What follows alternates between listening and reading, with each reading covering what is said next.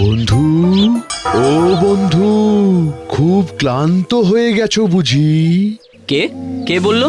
আরে এই তো আমি, তোমার সামনেই আছি। আমি জাম গাছ। ও তুমি? হ্যাঁ, ক্লান্ত তো হবই। আসলে এইসব হাঁটাহাঁটি অভ্যেস নেই যে। বুঝলাম বুঝলাম, কিন্তু এই ঘন জঙ্গল দিয়ে যাচ্ছ কোথায়? এই জঙ্গলের এক বুড়ো সাধু বাবার কাছে।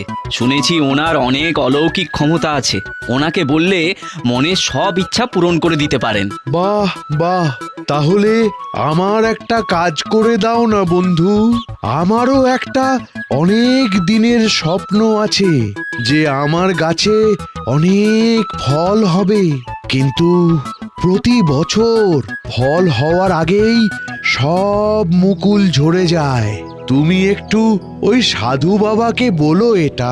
আচ্ছা ঠিক আছে, জেনে তোমাকে জানাবো। আরে ওই তো, ওটা একটা পুকুর না? যাই, গিয়ে একটু গলাটা ভিজিয়ে আসি। সেই কখন থেকে তেষ্টা পেয়েছে।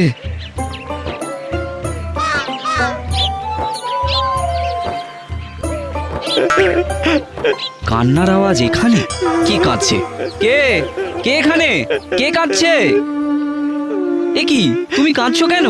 কে তুমি? কি হয়েছে তোমার? আমি আমি মাছেদের রাজা। আমার আমার খুব খিদে পেয়েছে, কিন্তু কিন্তু আমি কিছুই খেতে পারছি না। কেন? গলার কাছে কি যে আটকে আছে সেই কবে থেকে। খুব খুব ব্যথা করছে, খুব ব্যথা। কিন্তু কিন্তু তুমি কে?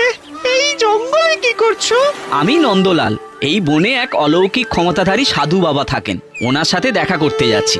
শুনেছি উনি সবার মনোকামনা পূর্ণ করে দেন। তাই নাকি?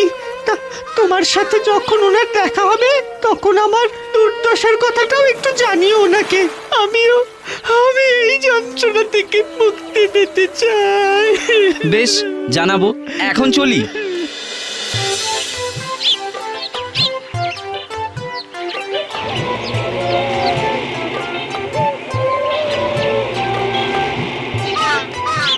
প্রণাম সাধু বাবা।